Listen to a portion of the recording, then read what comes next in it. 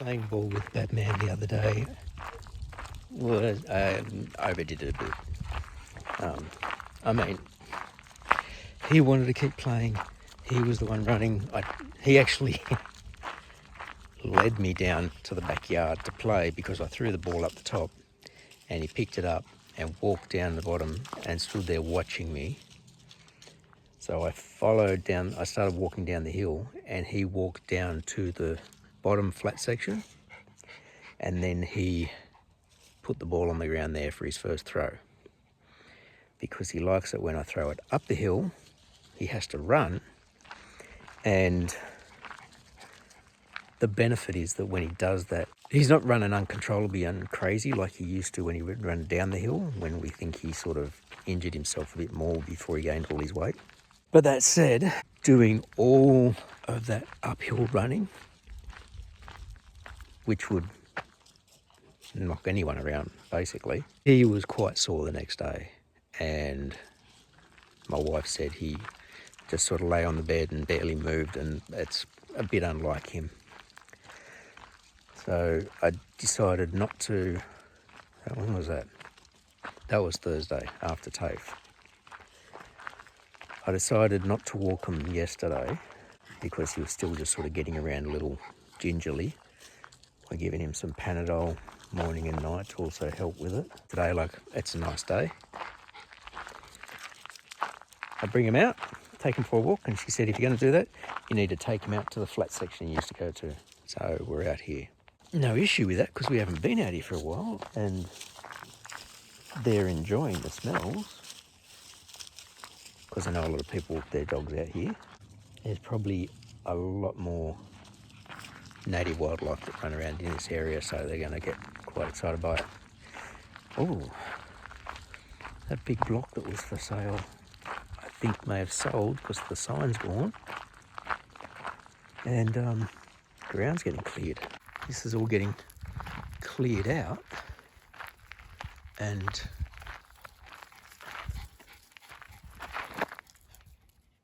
because the block starts over that way and then it goes all the way up here, you might just see that yellow sign, like the right angle signpost. That's where the for sale sign was.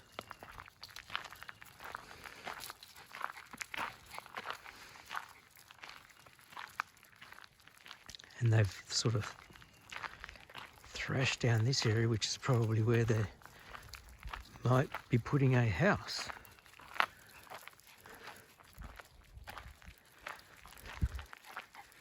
I did look it up. Apparently it's a 100-acre block that goes that way, off into the bush.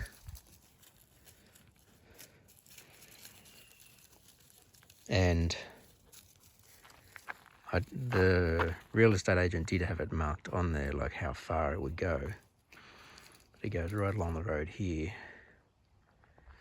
and up to the property that's right up the end here. But kind of the only house that's up this way. But they've really mowed this right out quite neatly and all the way back. So I wonder if we're going to start seeing a house being built on this property. I'd love it if it was mine. I mean, the fact that it goes like so far back, 100 acres of natural bushland, and then this area here, beautiful flat spot. It goes back a bit further than I thought now that it's all thrashed down, and it's like right here would be a perfect house site, not far off the dirt road, and it's not a heavily travelled road. Or maybe, like if you didn't want to take any of the trees out, you could put a good house here. But that thing there's looking dead, dying. So you could probably take that out stretch the house across that way. Not a long way back from the road, but ground quarter just sort of just goes whoop and disappears there. So this would be a perfect spot. House, yard. Oh, the full sale sign's just fallen down. So maybe it hasn't sold. But why is it all thrashed down? I don't know. Be interesting to see. So, I think about it. That's a massive, big, flat area. Goes right up there.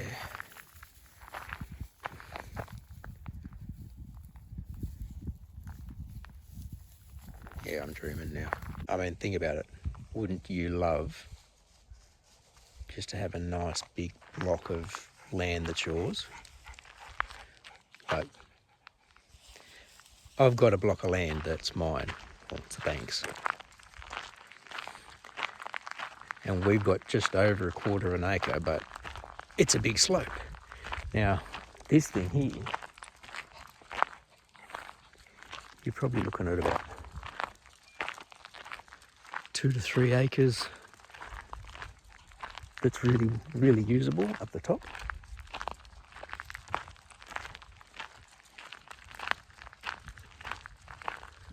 That you could turn into a great big yard. Run a fence along the dirt road, like if the property, I do believe that the property is, the boundary is the front of this road. From the picture I saw, that was a while back. But do like one of those, a ranch style fence along the front, but closed off enough so that you could have your dogs in it.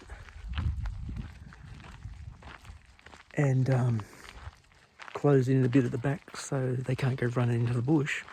But just know that all that bushland is yours. And to be honest, I'd leave it as is, the bushland. Stop dreaming, it's not my block of land. Oh.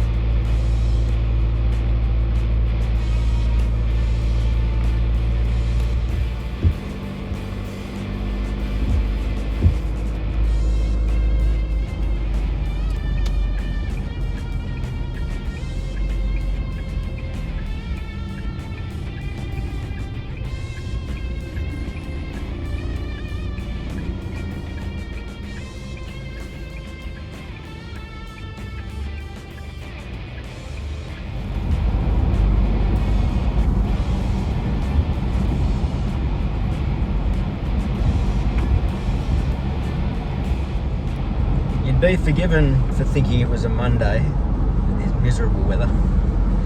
Tuesday, and year 11 yesterday, first period, notorious for not having many kids there. And I had 3, and only one of them engaged with the work with me. We were doing the theory for the task 3. We started task 3 yesterday. And I couldn't just say, oh, just do the prac you've got to do, because he's done the prac for that task 2. I couldn't check through his task 2 work because he's lent his booklet. We got through a decent amount. He admittedly states that he has trouble with maths and reading. He can answer stuff if you ask questions, but he really has a lot of trouble reading, which is what slowed him down a lot this year. Got that stuff done, and then I had year 8. I wanted to try and get some stuff done in our booklet. We're in a computer room that doesn't have many desks to sit at, so it was really hard to get the class focused. We got through a bit of work. I've got him again today, different tactic today. So, same room, I could not find a different room. I have year 12 today for the first time since last term because of their exams, and I was out Thursday, Friday we had Jersey Day, and those were the 2 days I should have had them last week. I meant to have year 11 this afternoon, but I have to leave early for an appointment. Tomorrow we have subject selection day, and I'm trying to figure out what we're going to do with that, because we were given time this afternoon to start setting up in the hall, and I'm not going to be there. And it only dawned on me this morning. I think we're being given access to the hall from 12 o'clock. I'm on class with year 8, so I can't duck out from that. But I might be able to take some stuff down lunch before leaving. I just have to get everybody else to try and get as much stuff down there this afternoon as they can. And I'll continue more tomorrow morning. If there's anything else that, single car accident, lost control in the corner, went straight into the barrier. They didn't look too bad. The person was out of the car and having a look at it. Tomorrow is all subject selection day, but year 8 come in period 1 and 2 when they would normally have sport. They're going to be broken up to come in and have a look from about 2/3 of the way through period 1. Period 1, year 10 go into the gym for a meeting about their whole thing, broken up into their groups. They go to normal period 2. I have them period 2. So I've got to see if somebody else is going to go down to the hall period 2, or whether I'm going to have to say, like, cover my class. Then year 10 come down period 3, 4 and 5 in different groups. I've got year 11 period 3, and because I'm going to miss them today, I want to make sure that there's somebody else down there period 3 so that I can still take class tomorrow, because I'm really trying to avoid missing classes with year 11, because they are not self-motivated. They won't do any of the work unless you're pushing them. And when so much of the stuff is online, that's why I kept using the laptops all the time in class, trying to get them to do stuff, and they're just not. So I've taken that other tactic of making sure they understand all of the work, go off and do it. You lead a horse to water. That's some of the stuff I need to figure out today with my faculty about how we're going to get this set up, because I want to make sure that we get a good setup and that we have a good day tomorrow, because this year in particular didn't get a year 9 medal, didn't get a year 9 timber, so we got food, child studies and the new computing course. Year 11, 2 hospo, which is great, a food, enterprise computing and construction, 1 exploring early childhood, no timber. Again, my side of the fence was really hard done by, I guess you could say. While it was kind of a blessing this year because I had 2 staff on leave, those staff will be back next year, and we need as many subjects as we can get. Year 9 upwards, everything is electives for us, so there's no guarantee of classes. One thing that's going to be interesting this year, and I'm not sure if I've spoken about this, but as well as year 8 into 9 doing electives, and they'll come down and see the fair, year 9 going into year 10 won't have anything to do with the fair because they've seen it before and they know the process. They're going to get to pick new electives for next year if they want. They can either pick the same electives or they can pick new ones. That's going to be interesting. Rather than 2 year groups of 120 to 130 picking subjects and some subjects missing out just due to low numbers, we're going to have roughly 250 kids picking electives, and they're all going to be vertically integrated, so year 9 and 10 kids in the same class.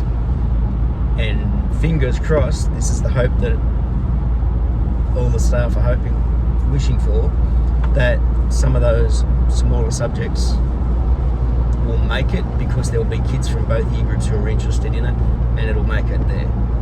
It means that there will probably be more of some of the bigger electives. For instance, PAS has 2 classes in, I think, year 9 and year 10 this year. So, good chance that they'll get 3 to 4. We'll wait and see. I will open up the electives website on Friday afternoon, and by next Friday, following Friday, we'll have a pretty good idea of how it's going.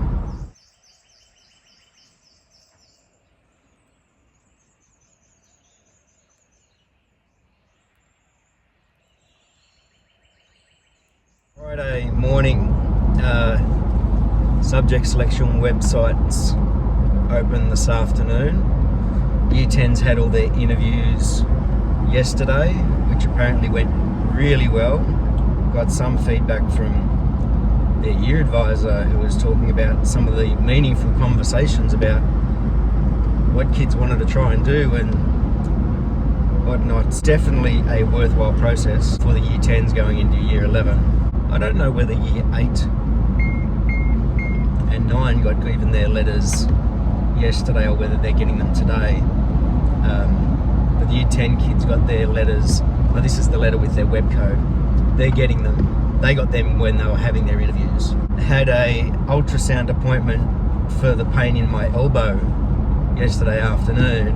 He thought when it said elbow, he was going to be doing the ultrasound on the outside, and I said no, it's actually the inside. I wasn't sure whether it was a strain or a soft tissue injury, or I told him that I've got the nerve pain, but this doesn't feel like that because normally the nerve pain is on the outside.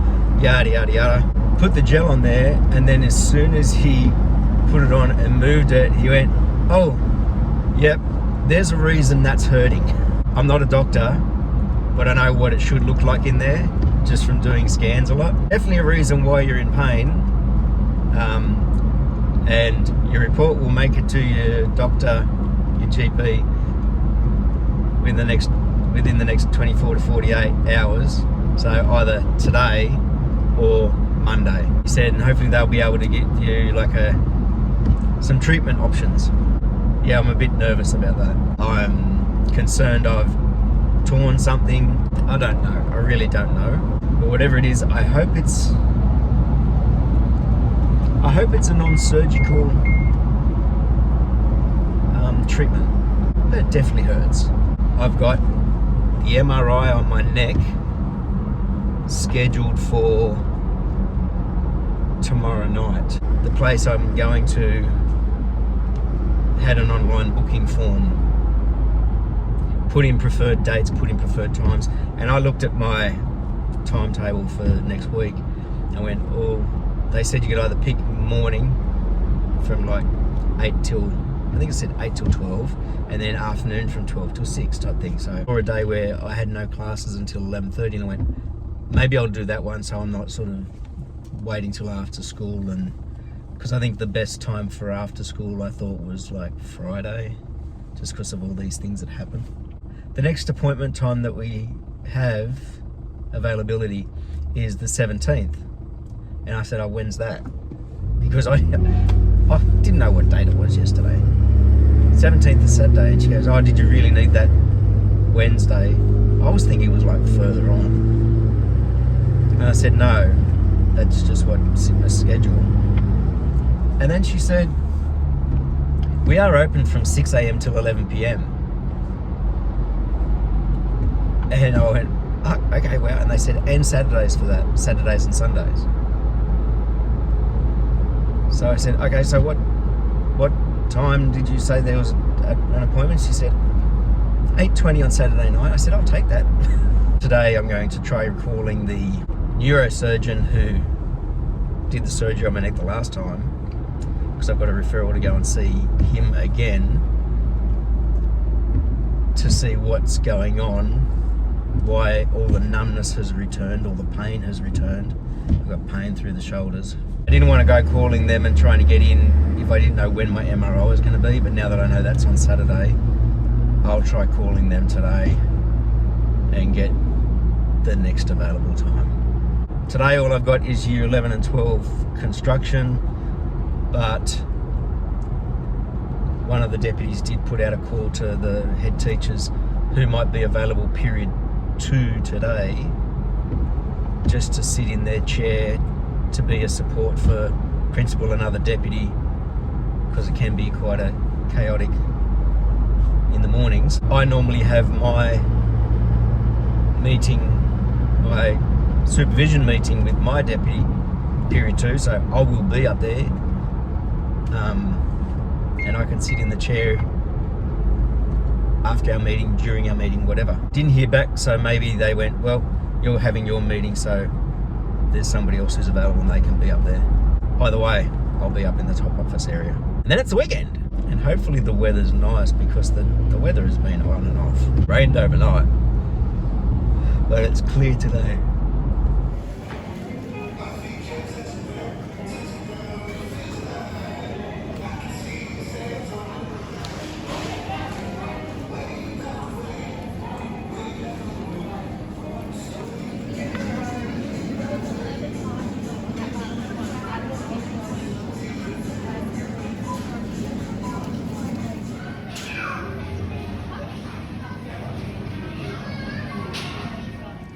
First place I saw it was Walmart in California years ago. But now, see the solar panels? This whole car park, or the majority of it, is covered with giant solar panel shade covers. So they basically protect the vehicles that are parked. If it's raining, you're gonna stay pretty dry apart from all the little gaps. And it's generating electricity, and I don't know whether it's just for the shopping centre, but also they're the vehicle that goes around and collects the trolleys used to be a petrol or diesel powered tractor, like a little small, like a little Kubota type thing, that towed along a trailer to carry shopping trolleys.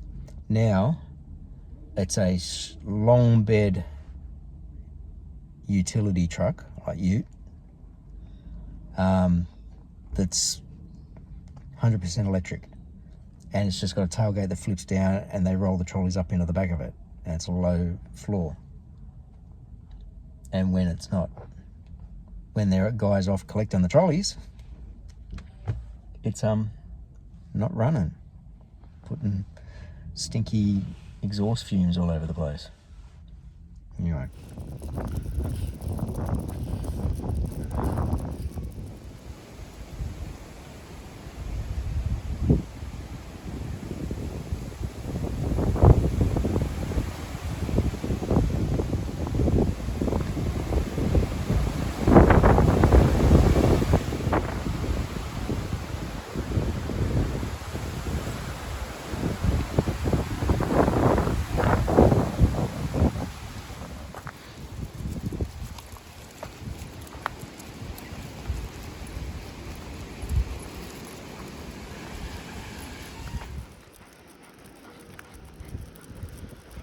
Glad we finally got out to do this today. It's like, I think it's around 4 o'clock, a bit after. I haven't checked. Didn't sleep that well. And after getting up at 5:30 for their breakfast, which is the usual routine because when I go to work during the week, I I couldn't wake up, and I kept falling asleep all day. I'd wake up, I'd fall asleep, I'd wake up, I'd fall asleep. And the final time was just before getting ready to bring these guys out. Groceries did get delivered early in the morning, like around 10:30, 11, so I was awake for that. Stacked the dishwasher and put it on, and little chores. But otherwise, just felt like I've slept the whole day, which I basically have.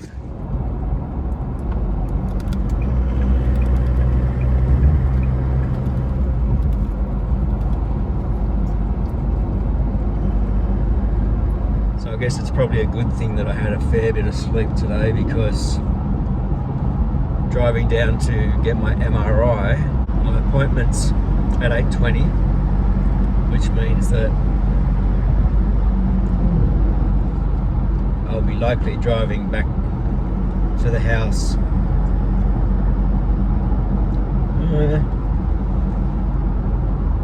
somewhere between 8:45 and 9, but decent drive.